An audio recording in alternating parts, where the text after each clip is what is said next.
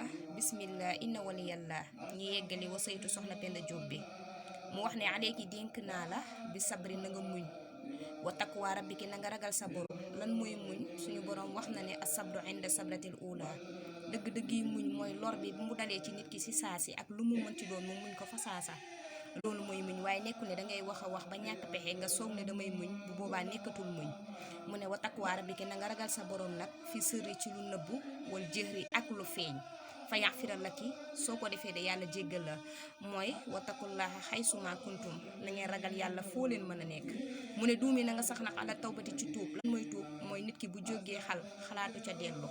bitti haadi waaye itam nañ farlu wala tamit te buñ jéng mukk nag li si waara saadi jëm ci ludul ak njub kon nag bu ñu tuubee nañu jéem a sellal te dabaatal li nga xamantaane faatal nañ ko ci jaamu yàlla ni nit ki bu dëggee xalaatu